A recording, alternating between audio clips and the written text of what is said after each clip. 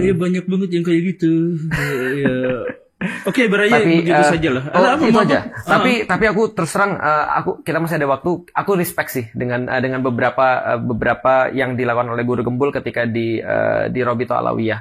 Artinya kalau aku tidak memusingkan tentang masalah nasab karena aku ada beberapa kritik, tapi nanti aja kapan-kapan coba kita untuk sampein, terutama tentang masalah ilmiah itu sebenarnya. Sekarang aja. Oke. Kritikku sederhana sih sebenarnya, karena aku melihat Guru Gembul ketika membahas di sana dengan yang mereka pahami ilmiah itu berbeda sebenarnya. Iya, itu. Jadi Guru Gembul mungkin lebih membahas ilmiah itu adalah metode empiris, tapi mereka memahami ilmiah itu kitab. Iya, itu. Tapi aku sebagai orang yang apa ya, bener-bener antum tahu aku kan ya, aku semuanya harus empiris kalau menjelaskan sesuatu. Nah, aku sebagai orang yang mendalami metode empiris itu juga memahami kenapa dari Robito Alawiyah itu menggunakan pemahaman tentang ilmiah yang lain, dan itu juga termasuk ilmiah, namanya metode rasional. Gitu. Iya. Ya sih, itu aja sih. Mau dibahas sekarang nggak sih? Boleh, nggak apa-apa, masih ada waktu kok. Nggak, kalau misalkan soal nasab itu, soal metodologi yang mereka gunakan itu, saya harus bilang memang metodologi ilmiah versi mereka yang digunakan itu tidak sesuai dengan empiris. Metode ilmiah yang saya pahami. Iya. Karena metode ilmiah yang saya pahami itu adalah selain rasional juga harus empiris. Betul. Jadi dia harus bisa diuji. Betul. Dan ujinya itu berkali-kali. Dan hasilnya itu selalu general, selalu sama. Gitu. Yeah. Nah, tapi yang saya berat itu adalah ketika pada era berikutnya muncul sebuah frame bahwa saya termasuk liberal. Yeah. Gak apa-apa saya disebut liberal, gak apa-apa. Tapi saya disebut liberal karena saya menyebut bahwa ketuhanan itu tidak bisa diilmiahkan. Oke. Saya kan bilang masalah tauhid saya nggak akan ilmiahkan, saya nggak akan pakai metodologi apapun untuk tauhid. Selesai di situ. Ya. Jadi ketika misalkan berbicara tentang takdir ilahi, ketika berbicara wujud ilahi, ketika berbicara pembuktian ilahi, saya berhenti di situ. Saya nggak akan apa. Saya hanya ngambil pada doktrin. Nah, di Quran di Sunnah nerima, saya terima aja. Seperti itu, selesai di situ. Dan saya pikir itu adalah pemahaman generasi salaf yang saya pahami. Kenapa tiba-tiba ketika saya mengatakan seperti itu, saya justru malah dihujat sebagai liberal? Ya, nah aku jelasin dikit ya. Jadi gini, tadi sebenarnya ada perbedaan tentang metode ilmiah tadi sebenarnya. Kalau kita bisa sepakati dulu, metode ilmiah yang disepakati sama Guru Gembul adalah seperti penelitian S1 misalnya kayak gitu kan ya. Anggaplah. Nah, kayak gitu kan, metode ilmiah kita punya apa namanya, yang pertama tuh pendahuluan. Terus setelah itu ada sistematikanya. Ya, sistematika, ada hipotesis. Setelah hipotesis ada apa namanya? Ada apa waktu itu ya? Metode penelitian. Metode penelitian, lalu kemudian ada percobaannya, data-data disajikan, kemudian pembahasan. Nah, itu kan metode ilmiah, sesuatu yang tadi lewat eksperimental dan diulang-ulang. Nah, dalam pandanganku yang aku pahami, metode ilmiah itu beda dengan metode rasional dalam menentukan logika kebenaran. Karena kalau metode rasional itu sebenarnya lebih dekat kepada deduksi. Sedangkan metode ilmiah, empiris, itu lebih dekat kepada induksi. Itu kan sebenarnya kan itu kan ya. Nah, sehingga contoh kayak gini, ketika dikatakan bahwa akidah itu tidak ilmiah, antum pasti diprotes. Karena akidah itu sangat ilmiah secara rasional. Enggak gitu. Jadi ini yang pertama ya. Yang tadi disebutkan itu sebenarnya bukan metodologi ilmiah, itu adalah sistematika penyajian dalam metodologi ilmiah. Itu yang pertama. Nah, metode ilmiah yang dimaksud itu beginilah. Kita menyebut sesuatu sebagai ilmu, kita menyebut sesuatu sebagai ilmiah kalau sudah mengikuti kaidah ilmu. Kita menyebut sesuatu itu menjadi ilmu karena ada sistem pengetahuan yang mampu diuji. Dan diulang, replikasi. Dan bisa diulang pengujian itu. Betul. Nah, karena dasarnya adalah sebuah pengetahuan, maka sesuatu yang disebut ilmiah, level paling dasarnya adalah pengetahuan. Betul. Begitu kan? Nah, sekarang kita mengetahui konsepsi tentang Tuhan, kita mengetahui. Tapi kita nggak mungkin mengetahui zat Tuhan. Sepakat. Karena kita nggak mungkin mengetahui zat Tuhan, bagaimana mungkin kita menjadikan Tuhan objek penelitian ilmiah? Benar. Jadi Tuhan dan Tauhid dalam konteks itu mustahil untuk diilmiahkan. Dicapai dengan metode ilmiah. Jadi saya akan menolak keras, saya sendiri secara pribadi, saya akan menolak keras upaya-upaya mendekati Tuhan menggunakan jalur-jalur ilmiah. Betul. Yang pertama, secara ilmiah. Secara agama, metodologi ilmiah itu selalu mewajibkan kita dari awal sampai akhir untuk ragu. dan tidak boleh mengklaim terhadap kebenaran. Betul. Lalu kalau misalkan kita menyebut bahwa tauhid itu harus kita ragukan selama-lamanya dari awal sampai akhir, itu gimana dasar agama kita? Nggak mungkin klop gitu. Dan sekali lagi, dan itu sudah menjadi sikap yang umum para ulama dari zaman dulu. Lalu bagaimana ceritanya pernyataan itu dianggap sebagai sesuatu yang menyimpang gitu? Ya, itu tadi Pak Guru. Jadi sebenarnya ini masalah istilah aja sih. Antum nggak ada yang salah ketika mengatakan itu.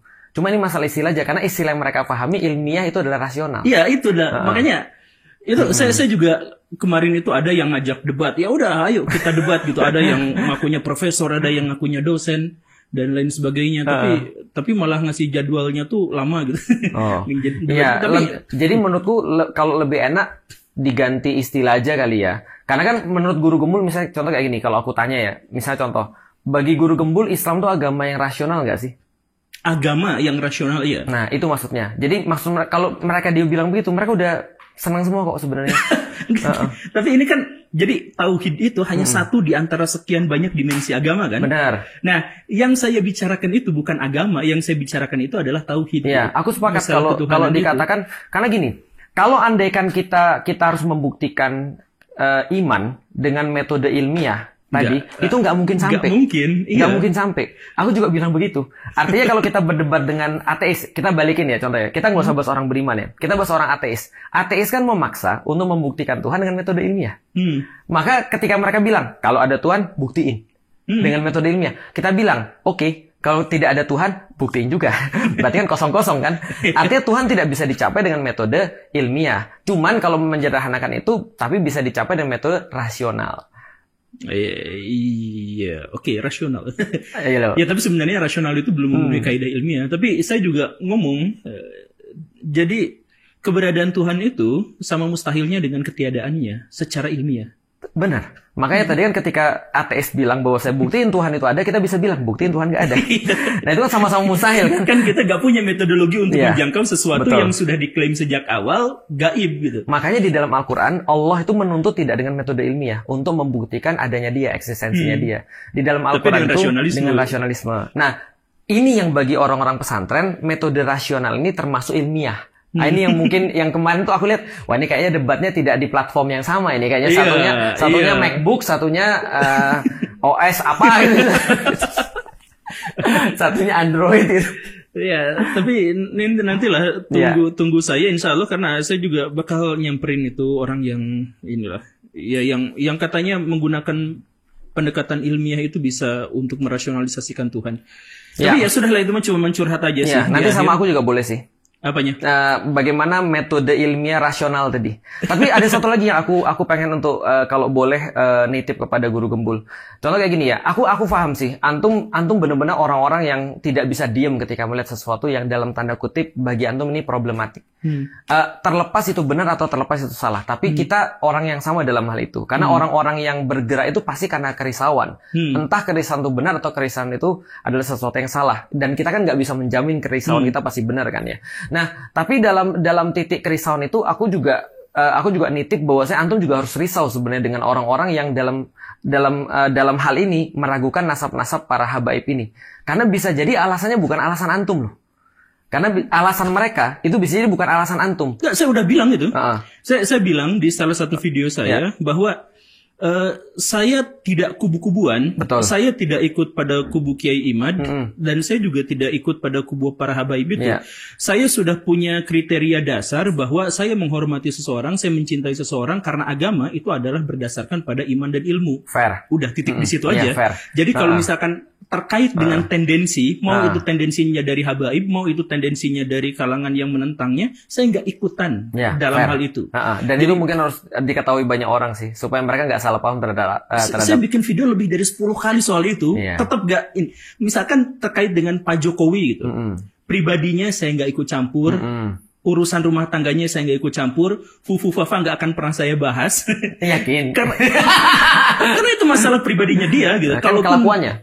Ya, fokusnya itu adalah perilakunya, kebijakannya, tindakannya, kata-katanya. Dan itulah yang akan saya kritik gitu. Jadi saya akan mengkritik habis-habisan Pak Jokowi ketika dia bikin dinasti. Tetapi saya akan mengapresiasi beliau ketika mencoba untuk mempersatukan orang-orang di Indonesia misalkan. Dengan atau bikin, tambang.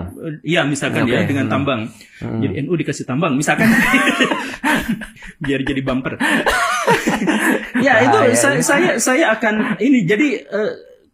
Jadi ada juga yang saya kritik misalkan dari Pak Ade Armando dulu ketika Pak Ade Armando mengatakan bahwa saya itu adalah plural, saya itu adalah liberal, saya itu adalah orang yang ini dan karena itu representasinya adalah keberpihakan pada Pak Jokowi misalnya. Kalau saya adalah liberal, kalau saya adalah plural, saya tetap tidak akan menyimpan ideologi sesuatu itu kepada satu figur tertentu. Saya tetap aja akan lepas di situ. Betul. Ya itu mungkin yang banyak disalahpahamin orang ya. Karena orang-orang melihat guru gembul itu adalah berpihak gitu maksudnya. Itu mungkin yang mereka masih dapat selama ini. Dan sampai sekarang mereka itu cari-cari identitas. Oh, guru gembul ini satu ngomong, wah guru gembul ini udah tersatroni oleh Wahabi sehingga anti NU. Wah guru gembul. Jadi fokusnya mereka itu paling nggak masuk akal deh kayaknya kalau anti Wahabi. Banyak di kolom komentar itu. Karena saya dulu banyak juga bikin video. Saya misalkan menjelaskan. Bukannya terakhir kali antum ditahzir sama Wahabi gara-gara kasus sains? Iya. Terus? Nah, sama yang kelompok NU itu, karena saya itu menolak bermazhab. Saya menolak bermazhab. Masalah buat mereka. Kemudian saya juga mengatakan istilah ulama bersanad yang biasa dipakai sama orang NU itu baru muncul tahun 2000-an dan itu adalah reaksi terhadap kemunculan Wahabi dan menguatnya Wahabi di Indonesia. Karena Wahabi di Indonesia itu sedikit-sedikit, ini sanad hadisnya mana? Sanad hadisnya mana? Maka orang NU kemudian bikin tandingan sanad keilmuan. Nah, saya tentang itu. Nah, itu saya dituding Wahabi. Itu bahkan ada videonya dari orang NU itu. Guru gembul itu adalah Wahabi yang bertransformasi. Terus PKI. Sudah juga. Ya, sudah juga. Aku tahu berarti. Antum kan sudah dituduh Wahabi. Padahal antum bermasalah sama Wahabi, ya kan? Enggak, saya enggak bermasalah sama Wahabi. Ya, orang Wahabi bermasalah sama Yang kedua, antum dipermasalah sama NU, ya kan? Sama Muhammadiyah juga. Iya. Sama siapa lagi? PKI juga dipermasalahkan. Cuma satu yang tersisa. Ini metode deduktif namanya. Apa itu? HTI. Oh, enggak. Guru gembul HTI. HTI enggak. Oh iya, guru gembul HTI. Enggak pernah dipermasalahkan sama orang HTI kan? Oh pernah, saya kan bikin juga itu. Kapan? Saya pernah bikin video tentang khilafah. Terus di WhatsApp sama siapa? Terus itu, wah antum belum ngobrol, harus ngobrol sama Ustadz Felixia, udah gitu. Itu sebelum kita ketemu tuh? Sebelum, jauh-jauh sebelum. Waktu video saya masih jelek. Kalau sekarang kan lebih jelek. Iya benar. Terus antum yang WhatsApp itu teman? Enggak, di kolom komentar ada, temen juga ada. Oh gitu. Ya berarti antum bukan hati itu apa? Ikhwanul Muslimin. Ya, saya kan juga menghujat PKS. Ikhwanul Muslimin nggak PKS. Terinspirasi dari. Iya. Jadi yang LC itu kan dulunya di Mesirnya kan bisa. Hamas. Apa? Hamas. Oh, saya kan kemarin dihujat sama Hussein Gaza tuh. Oh, Yahudi udah. Nah, saya sama Yahudi dikata Yahudi atau gimana maksudnya? Dikata Yahudi udah pernah. Masalah orang Yahudi pernah nggak? Belum. Oh, berarti saya Yahudi ya, Bang. Kemungkinan besar. Aduh, gawat. Tapi saya pesek nih. Yahudi juga nggak apa-apa kan, Yahudi kan nggak semuanya jahat. Iya. Dan Yahudi nggak mau antum sih pasti. Saya kemarin ke sinagog di Manado tuh. Terus? Kasian, bahkan yang ngurus sinagognya pun orang-orang Kristen, karena orang Yahudinya hampir gak ada. Berarti itu minoritas yang terpinggirkan ya? Minoritas di antara paling minoritas itu. Dan bahkan KTP-nya pun bukan Yahudi ternyata ya. Apa? Oh ya, harus memilih di antara 5 agama ya, karena Yahudi kan nggak ada di agama Indonesia ya. Iya. Aliran kepercayaan berarti ya. Atau mungkin Islam Yahudi gitu, nggak tahu. Islam Yahudi ada sih, bisa ya. Karena orang Yahudi itu kan umat sekaligus agama ya. Umat bisa Yahudi. Jadi kan ada orang Yahudi yang beragama Islam tuh ada kan? Ada. Sofia. Iya. Istri Nabi. Iya. Betul. Iya, sudahlah. Ada yang mau dicurhatin? Ayo, apalagi? Gak ada, itu aja sih sebenarnya. Artinya aku melihat bahwasanya tadi ya, aku terus terang ada banyak orang yang ngomong sama aku. Ketika antum lagi bahas tentang masalah polemik nasab ya, kenapa sih mau ngobrol sama guru gembul? Aku bilang itu kan videonya sebelum dia bahas polemik nasab. Ya kan? Sesudahnya juga ngobrol. Aku bilang ya tadi balik lagi aku bilang, aku jangankan guru gembul, sama orang-orang yang benar-benar berbeda aja kayak Indah Ji aja aku ngobrol kok. Artinya menurutku ngobrol, kenapa ada masalah apa ngobrol gitu kan ya? Artinya Allah juga masih ngobrol dengan iblis. Walaupun setelah iblis bisa dikatain iblis.